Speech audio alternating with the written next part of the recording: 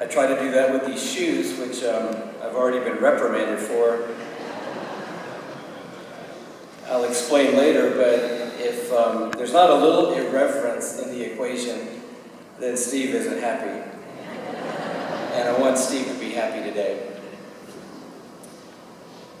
John, Mark, Stephanie, Laura, Jeffrey, Will, Jay, Bowen, Benita, your granddad and your father and stepfather and husband was a dreamer. He was an innovator in the truest sense of the word and a trailblazer. He was a legend. And that's not hype, it's actually, in Steve's case, an understatement. He had the spiritual gift, Steve did, of trying new things. And unfortunately for the rest of us, his mind had no off switch.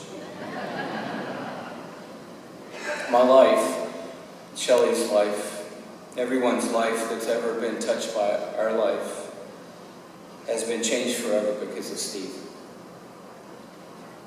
In life, God gives us special people in significant seasons, and Steve is one of those truly special people for me and for us. People who believe in you, people who will dream with you, people who don't say why, but most often say, why not? People who call you to be more, to do more, because Jesus is worth it. I wonder how many times those of us in this room have left a conversation with Steve saying, how can I be more? How can I do more? We can do more. And we will do more. Steve had the ability to see the future, to connect the dots, to roll the dice, if you will, and in Steve's case, to know exactly the right restaurant to gather at after said event, to download how it went, and to plan the next adventure. I don't know if you're old enough to remember the day, but places like Ruggles down in Montrose, or a Jack Sack on Woodway, or Hunan on Post Oak, if you ever got to be around one of those tables, you knew that you had arrived in life. And he has a powerful and a plentiful legacy, and I am grateful to be in it. His fingerprints are everywhere on so many things. They're on you, and they're on Shelley, and on me. Steve was a creative genius, we all know that, on a level of his own, really. But it wasn't simply that made Steve who he was. Steve was a genuine Jesus follower. If you keep up with the latest Christian titles, he was bread and wine before bread and wine was cool. And for him it was Diet Coke and bread and Diet Coke, but he was the table before the table was a cool idea. He was love does before anybody I knew did. And I think the most clear picture of that for me was being invited as a young communicator to speak at the First Baptist Houston Singles Retreat. I knew I had arrived. I had received an invitation by the man himself, Steve Seelig, to come to do a singles retreat in Galveston, Texas. I was beside myself, excited to meet him, to be around him, to be introduced into the universe that is Steve Seelig. But it all came clear quickly in that weekend when he said to me, there's a young man here in our singles ministry named Troy, and some former decisions in life, he's contracted AIDS, but he's turned his heart toward Jesus and fallen in love with Jesus all over again. And I wonder if you'd spend some time with him this afternoon. It would mean a lot to me if you would. 25 years ago, AIDS was a frightful word. I'd grown up in a fairly normal life in a normal church and was ministering to students at Baylor, fairly normal students, and to my knowledge, I'd never had a conversation with anyone with AIDS before.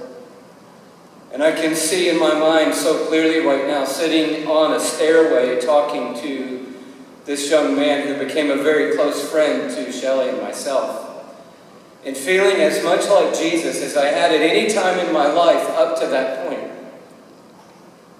And actually falling in love with the passion that this young man had for the Lord.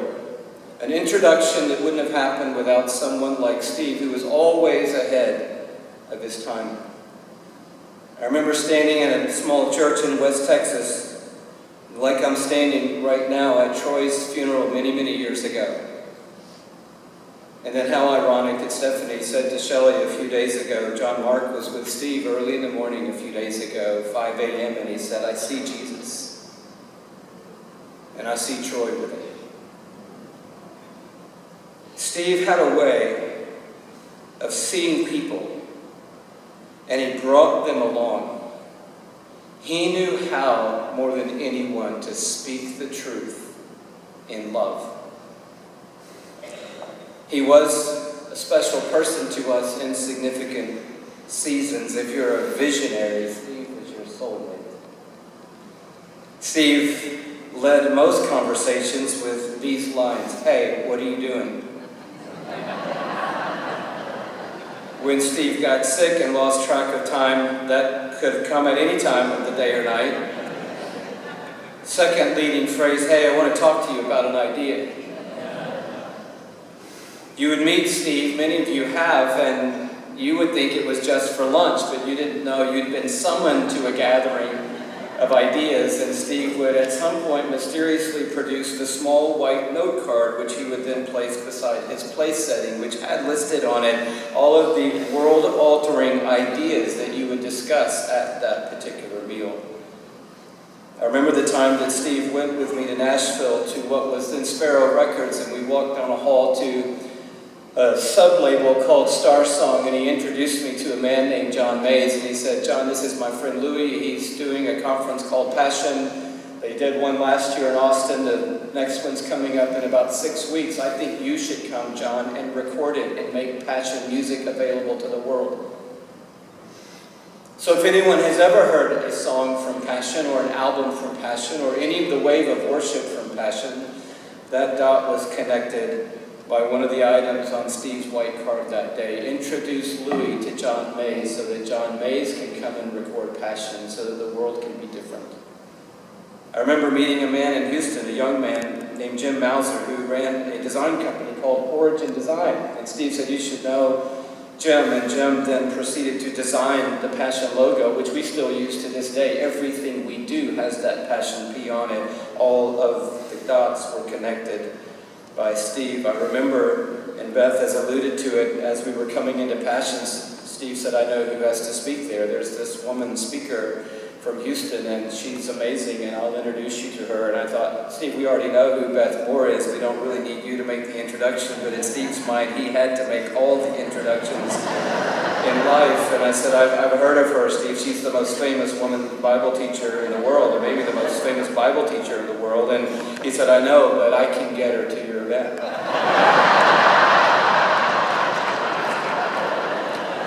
And he did. For free.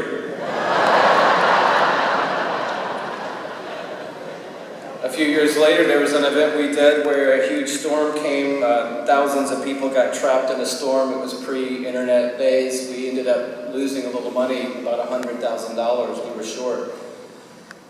We came to Houston a week following that event for a wedding, and at the reception, Steve made his loop around as he would, and he came by Shelley and me. He said, so what's the verdict? I said, we're about $100,000 down. He said, give me a minute. He came back around about literally 5 minutes later, circled back by, said, I got you covered, be in the mail, should arrive Monday or Tuesday. Come to find out, a check came from Living Proof Ministries on Monday or Tuesday that Steve had circled around to Beth and Keith in the 5 minutes and told and informed them that they were making a $100 gift to cover the shortfall of one day with three. There was a time he called and said, I'd love for you to come and start Sunday nights alive at First Baptist Houston. Bring a worship band from Baylor and you'll preach, and it's going to be contemporary worship on Sunday nights. It was amazing until about 9 Sundays in when I realized a significant portion of the leadership of the church didn't want Sunday nights alive at First Baptist Church and really hated contemporary worship. I called Steve and said, Steve, what have you done? You've set me up. He goes, huh? You know what I learned in that from Steve is that you focus on the people who are with you, not on those who are not. There was the time Steve got us into our first trip to Israel, and we had just baptized people in the Jordan River, a highlight of life for anyone. And we were changing together out of our bathing suits into our clothes in a little bitty cramped locker room just off the Jordan River. And I'll never forget it. It's what's coming to my mind a lot in these days. He just looked at me with that Steve Seelig look and he said, "Pretty great, isn't it?" Life was always pretty great when you were with Steve. He loved Jesus and he adored his family. Benita, he said so many times how much he never deserved you. I don't know if you know or not, but John Mark is on the United States whitewater rafting team. I don't know if anyone's seen a video.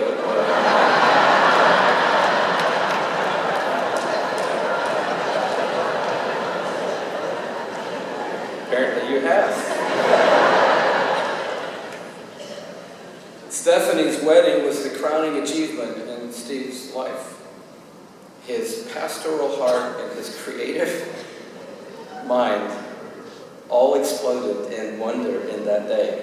So much so that we ripped you off at Passion 99 and had 10,000 candles all over that late night worship stage because he loved you so much. Jeffrey had a hand in designing the original NBA store on Fifth Avenue in New York. Man, if he said that 1,000 times, and when we went there, we had, let's go this way, we'll go by Jeffrey's store. Let's go this way, we'll go by Jeffrey's store. Let's go this way, we'll go by Jeffrey's store. Jeffrey's designed this store. Jeffrey had a hand in this store. He could not celebrate you enough in life. He lifted people, and he was an architect. He built a bridge for the church to the future. And he was not afraid to fail. I would say, "Steve, but," and he goes, "So what?" Thank God for people in our lives who say, "So what?" You know why? Because here we are now at the end of the road for Steve Seelig. And I guarantee you, he doesn't regret one "so what." And I don't either. And I thank God for him, and I hope I live to say "so what" so many more times in this life. We all preach our own funeral. You can't hire somebody to do it. You can't call somebody of a phone book. Somebody can't stand up and say more about you in this moment than was actually true of your life. Steve is preaching today. That's why I wore these shoes. He came to Passion Able-Bodied a few years ago wearing these exact shoes, not the ones I have on, but the same make and model, ASIC Noosis, glow-in-the-dark, bright triathlon training shoes, which was a little bit of a misnomer, but nonetheless, I made fun of the shoes every time I saw him over those few days, and he'd go, "You like them? You like them? Do you like them?" And the more I make fun of him, the more he loved it. "You like them? Do you like them?" And 3 days after the event, a box of them is sitting on my desk. And I told him a year and a half ago, I said, "Steve, whenever your service is, I'm wearing those shoes." He said, "I wish you would." About 2 weeks ago, I said, "Steve, I'm still wearing the shoes." He said, "Good, maybe they'll bury me in mine." I didn't have a vote in that, but... Why these shoes? If you can't see them, they're a little out there.